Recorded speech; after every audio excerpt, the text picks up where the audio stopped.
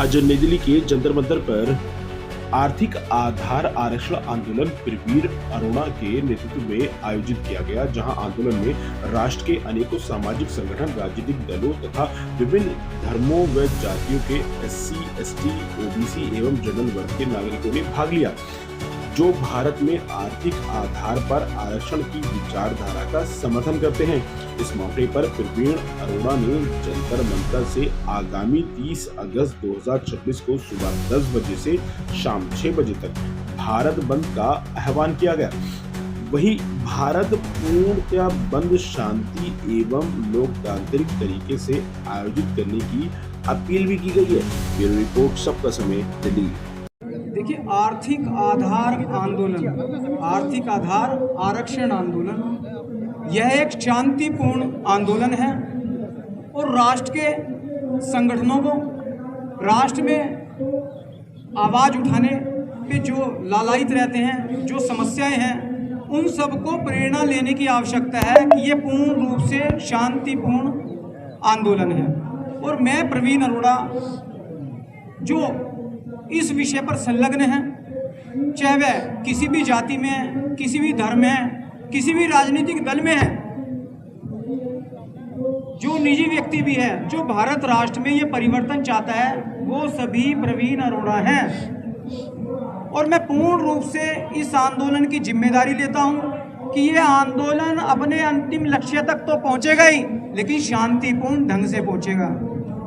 और जो ये घोषणाएं करते हैं राजनीतिक कि कोई माई का लाल है, कोई इसको छेड़ कर दिखाए, असंभव, यह हो नहीं सकता। इतिहास में जब भी समस्याएं रही उस समय संभव प्रतीत हुआ, आज वो इतिहास है।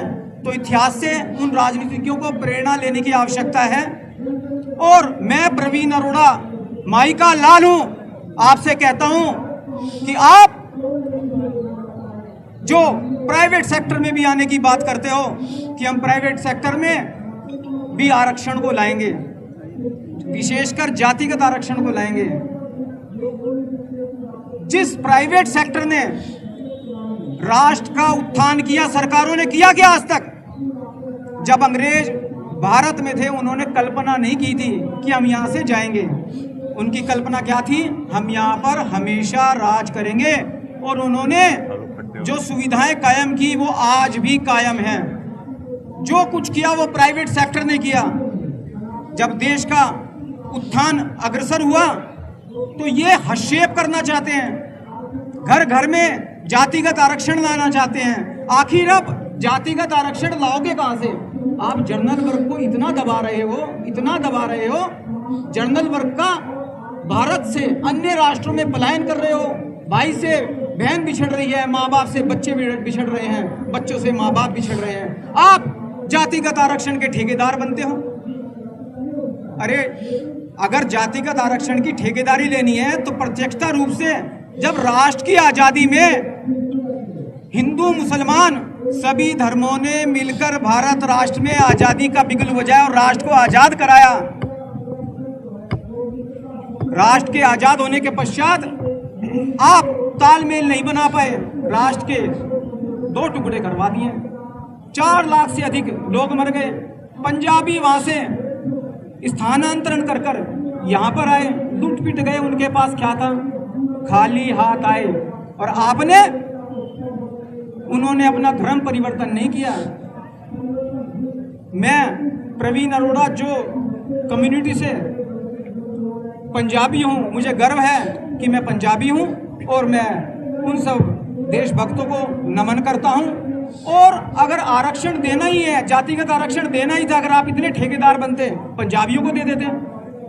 पर नहीं, सरकारें जिस रास्ते पर पथ पर चल रही हैं वो रास्ता मात्र देश को टुकड़ों में बांटने वाला है। भविष्य में क्या होगा? आप, अगर हम विकास भी कर लेंगे, पहली बात तो विकास जिस गति से होना चाहिए नहीं हो पा रहा। अगर हम विकास भी कर लेंगे तो नफरतें पैदा होंगी। नफरतें जब पैदा होंगी तो हमारे भविष्य की पीढ़ियां हमें कोसेंगी, तलवारें लेकर एक दूसरे के समक्ष खड़े होंगे। वो विकास भी धूमिल हो जाता है। विश्व के विकसित राष्ट्रों से पूछ गए। देखिए, सर्वप्रथम तो ये कोई कार्यक्रम नहीं था। एक बात, आर्थिक आधार आरक्षण का बिगुल संपूर्ण राष्ट्र में उपस्थित है और इस आंदोलन की खूबसूरती मैंने बताई, शांतिपूर्ण आंदोलन है। और यह आंदोलन कहाँ स्टैंड कर रहा है? जिस प्रकार समुद्र का ऊपर से ठहराव नजर आता है और नीचे रवानगी है, लेकिन हम देश के जिम्मेदार नागरिक हैं और सरकारें भी ब्लैकमेल जो करता है उनकी बातों को मानती है।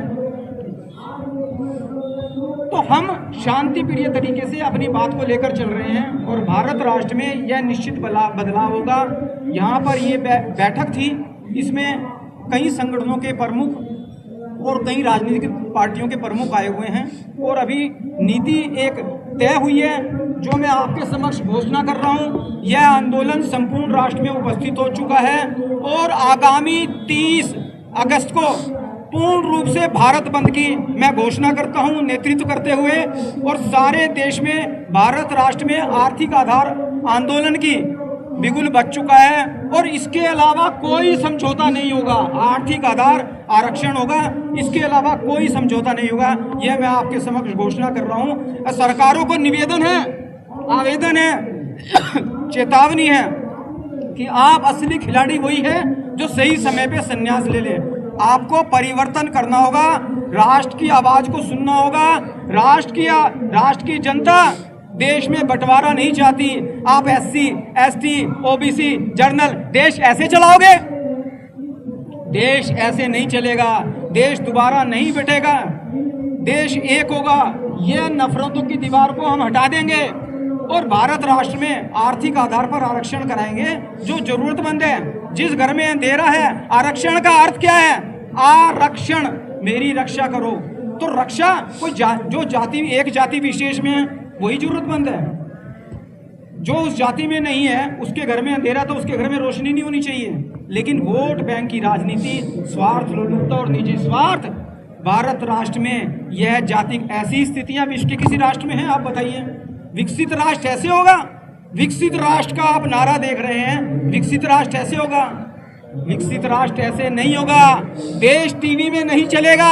ग्राउंड पर स्थितियां देखिए, मजदूरों की स्थितियां देखिए, आप युवाओं की स्थिति देखिए, आप किसानों की स्थितियां देखिए, आप विद्यार्थियों की स्थितियां देखिए। सुसाइड हो रहे हैं। इस विषय पर 436 से अधिक आत्मदाह हो गए हैं। इनका जिम्मेदार कौन है?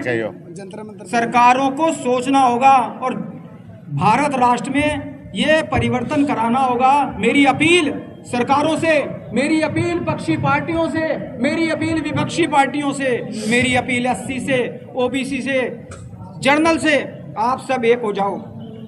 सरकार को निमित्त बना दो। हम सरकार बनाना भी जानते हैं तो सरकारों को गिराना भी जानते हैं।